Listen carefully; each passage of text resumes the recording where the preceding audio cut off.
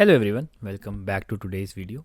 आज की वीडियो थोड़ी डिफरेंट होने वाली है। आज की वीडियो में हम एनालाइज़ करेंगे कि कैसे बिटकॉइन का जो बुल मार्केट है 2024 का, और कैसे अभी के मार्केट में कितनी सिमिलैरिटीज़ हैं। क्या एकदम जो जनवरी का मंथ है वो हमें एकदम सेम चीज़ें दिखा रहा है जो कि पिछले 2024 के जनवरी मंथ में हमने देखा था।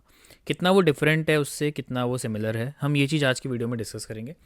ऑब्वियसली चीज़ें सेम हों ऐसा ज़रूरी नहीं है। हो सकता है कि चीज़ें थोड़ी बहुत डिफरेंट हो सकती हैं, हो सकता है हिस्ट्री रिपीट हो जाए, हो सकता है कि चीज़ें एकदम ही सिमिलर ना हो।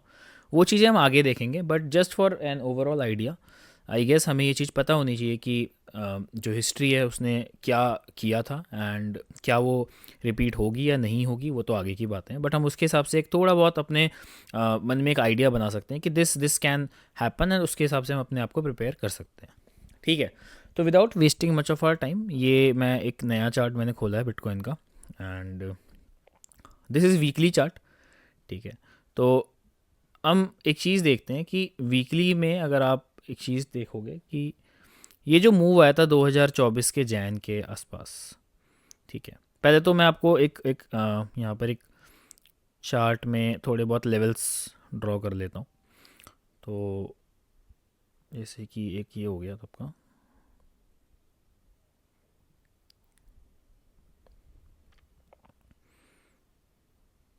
तो अगर मैं इसको देखूं नियरली अराउंड क्या हो, ये ठीक है। ठीक है, तो अगर आप देखोगे इस चार्ट में तो बिटकॉइन ने इसके अराउंड जो ये कंसोलिडेशन किया था नियरली अराउंड नवंबर में, जब ये ब्रेकआउट दिया था तो ये काफ़ी बड़ा मूव आया था। ठीक है, तो अगर मैं इसको ओवरऑल यहाँ से कंपेयर करूँ, ठीक है, तो ये जो आपका पूरा मूव है, ये कंसोलिडेशन के बाद जो ब्रेकआउट हुआ था उसमें काफ़ी बड़ा मूव आया था विच वॉज अराउंड दिस। ठीक है, उसके बाद 2024 जैन के आसपास हमें एक कंसोलिडेशन फेज मिला था। ये जो पूरा आपका जो ये जो आपको दिख रहा है, this was our consolidation time. ठीक है, एंड जहाँ पे हम एक बार अपने इसके हमने एक नीचे विक भी मारी थी।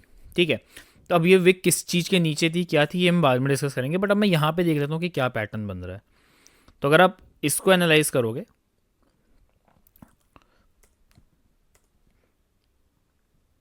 ठीक है, जैसे अगर मैं इसको देखूं बस इस पैटर्न को, तो कुछ कुछ ऐसा पैटर्न मुझे दिख रहा है। ठीक है, this this is basically megaphone का काइंड ऑफ पैटर्न होता है। अगर आपको मेगाफोन पैटर्न पता नहीं पता है तो आप एकदम सर्च कर लेना, but this looks like a megaphone pattern. But अब इसमें और इसमें थोड़ा सा डिफरेंस जो मुझे दिख रहा है इस कि ये जो मूव है ये इतना स्ट्रांग नहीं है, लाइक जो ये मूव था इसके कंपैरिजन में ये एक बहुत स्ट्रांग मूव था। बट ये मूव इतना स्ट्रांग है नहीं, मतलब अगर ये मूव इतना स्ट्रांग होता तो हमें बहुत ऊपर जाना चाहिए था, बहुत ऊपर एज इन 120 के 130 के आसपास हमें जाना चाहिए था। ठीक है, नियरली अराउंड जनवरी। तो अभी हमें 120 के आसपास से होके आना चाहिए था, जो कि हम अभी नहीं आए हैं। तो एक तो ये मूव स्ट्रांग नहीं है उतना, तो एक ये डिसिमिलैरिटी है। ठीक है, कंपेयर टू दिस मूव। अब दूसरा हम यहाँ पे एक 100 EMA देख लेते हैं। ठीक है, तो अगर आप 2024 के जैन को कंपेयर करोगे, ठीक है, तो मैं अब इसको ले जाता हूँ डेली में। ठीक है, एक चीज़ जो डेली में हुई थी 2024 जैन में, जो कि शायद रिपीट हो सकती है इस, अगर आप यहाँ पे देखोगे तो मैं थोड़ा सा जूम कर देता हूँ ये वाला पार्ट। ठीक है, अगर आप यहाँ पर नोटिस करोगे कि ये जो कंसोलिडेशन फेज चल रहा था हमारा, तो उसमें एक बार जो मार्केट है वो ईएमए के नीचे विक मार के ऊपर आया था। ठीक है, ये आप देख रहे हो यहाँ पर, ये हुआ था कुछ जैन वैन में, 24 जैन, एंड ऑफ जैन वाले वीक, मतलब एंड ऑफ एंड वीक्स में जैन के हुआ था ये। ठीक है, तो अब इससे एक ओवरऑल आइडिया मैं ये लगाना चाहता हूँ या लगा सकता हूँ कि क्या पता हिस्ट्री रिपीट हो जाए। आपने देखा ये जो कंसोलिडेशन फेज था इसमें एक विक आई थी नीचे, तो अब हम इसी हिसाब से अगर एनालाइज करें कि क्या पता इस बार भी ऐसा कुछ हो, तो एक वर्स्ट के लिए हम प्रिपेयर कर सकते हैं। तो वो क्या दिख रहा है, वो ये दिख रहा है कि अगर हम यहाँ से ब्रेक डाउन करते हैं विच इज़ नियरली अराउंड 90 के वाला जो लेवल है, तो मैं यहाँ पे भी एक एरिया बना लेता हूँ। ये ले लेते हैं, बेसिकली 90 के मान लो। ठीक है, और कि अगर हम इसके नीचे एक बार ब्रेक डाउन करते हैं, तो एक तो ये मूव का जो रीटेस्ट है वो 90 के लेवल है जो उसको होल्ड करना चाहिए, ठीक है, 92 के 90 के एक अच्छा सपोर्ट है। बट अगर लेट्स से ये ईएमए थोड़ा सा ऊपर जाता है एंड ये यहाँ से विक मारता है, तो एक चांसेस है कि हम जनवरी एंड के आसपास, मतलब वही जो हिस्ट्री के हिसाब से एंड वीक ऑफ जैन में हम इसको रीटेस्ट करें, एक विक आ सकती है। ऐसा हो सकता है कि मान लो ये सपोर्ट है आपका, ठीक है, ये प्राइस चल रहा है, इसने इसको ब्रेक डाउन किया, ये आपका ईएमए आ रहा है, और इसको ऐसे यहाँ पर एक विक मारे ये ऐसे, और फिर से बाउंस बैक कर जाए, और फिर हम एक नई रैली स्टार्ट करें। तो अगर आप पीछे हिस्ट्री में जाओगे तो इसके बाद हुआ क्या था, इसने ईएमए के नीचे एक बार विक मारी एंड न्यू रैली स्टार्ट कर दी।